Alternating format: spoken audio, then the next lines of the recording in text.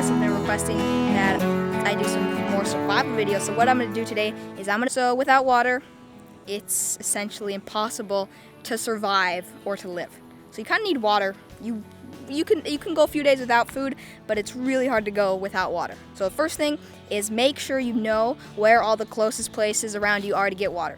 So if there's any rivers or lakes or just creeks or streams or just anything like that, you could have like a little map showing where they are, like how far away from your house is, and make sure you know in what direction and how to find them, okay? Because in an emergency, being able to get water from this, you won't be able to just walk into any store and just buy like a few bottles of water. You'll have to do it yourself. Okay, so if you know where you can get water, that's good.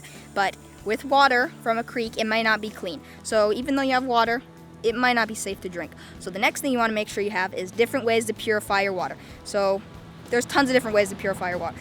One of the ways is boiling your water, as you may know. But when you boil water, it gets rid of the bacteria and germs and stuff, but it doesn't get rid of like pieces of dirt. So if you're gonna boil your water, I suggest first passing it through a cotton bandana or something to catch any like little particles and then boil it. Another way to purify your water is with like an ordinary water filter, like a Sawyer water filter or Catadine or Life Straw or anything like that, those are the easiest to use. Because you don't have to boil your water or anything, you just purify it right through there and you can drink your water. There's quads driving around.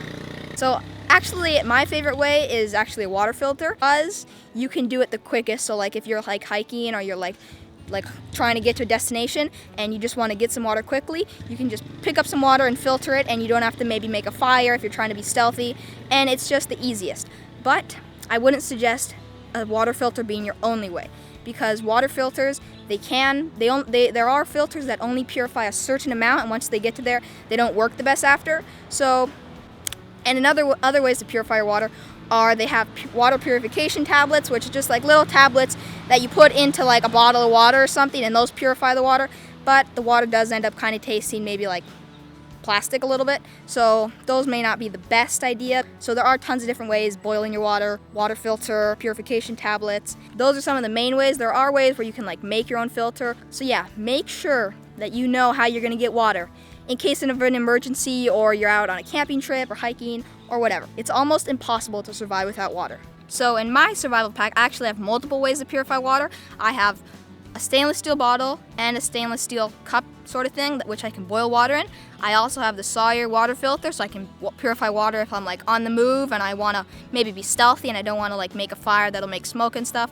That way's the easiest. And I have a cotton bandana, which I can purify water through. So definitely have different ways, because you don't want to rely on just one way, because something can always happen. Like a filter could break, hot, you never know, you might lose it or something. So having different ways could be a big help.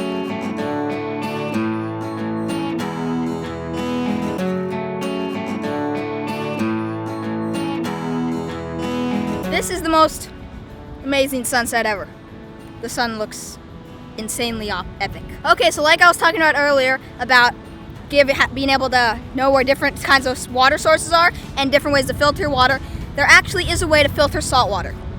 So if you have an ocean nearby, you can actually filter salt water. Okay, there's a few different ways. There are filters that can filter it, but they're not really small, and they're not really like easy to use. But there are ways where you can put like salt water in a container and then put plastic over top, and then because the sun will try to pull the water out, it'll lift the water up and the plastic will have like a layer of water on it, and then you will have pure water without salt. But you don't get that much water, but you know, if all you have is salt water, at least it's better than nothing. You could set up multiple of those. So check out this sunset.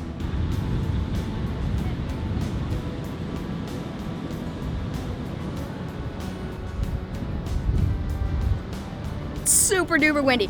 Okay, so I've seen a few people do this and it looks kind of cool, so I think I'm gonna try it out. And basically what you do is you put a camera filming, and then you jump, and then you take a step and you jump again, and then you cut the video, and you only leave the parts where you're in the air, so it almost looks like you're levitating and you're floating in the air and moving like across somewhere. So I'm gonna give this a shot and I guess see how it looks, see how it works. Okay, let's give this a shot.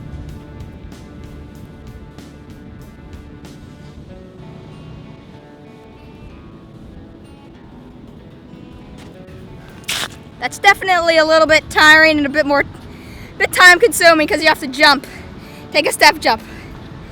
You look really goofy when you're filming it, but then I'm sure that after, once I edit this, it'll look pretty cool. So the other day, I came down to the beach and I wanted to film a time lapse, and I was making a video, and I forgot to bring a normal lens, and I only brought this lens, which is a wide angle lens. And when you film the sunset with a wide angle lens, it looks like it's like a billion, gazillion, I guess it is, but like a super duper far away. So what I did today is I brought a normal lens, and I'm gonna give it a shot at filming like some cool time lapses. I know that wide angle lenses make cool time lapses, but I want to try with some normal lenses.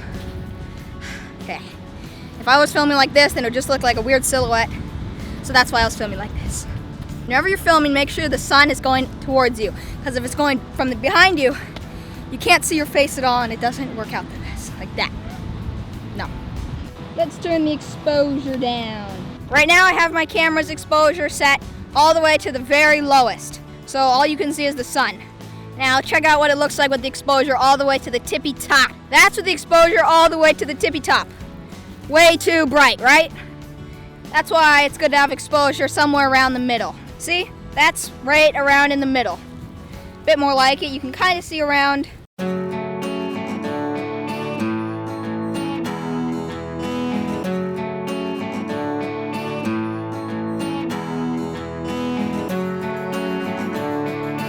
Okay, there was a little baby fish, well, like a little baby fish stuck in these rocks while I was doing my time lapse. So I grabbed my camera and I'm trying to help the little fish, but he keeps like flipping out every time I try to grab him, like put him like where there's more water. And he was actually like dying, but I was able to kind of like help him get into like a little bigger pond, and now he will live happily ever after.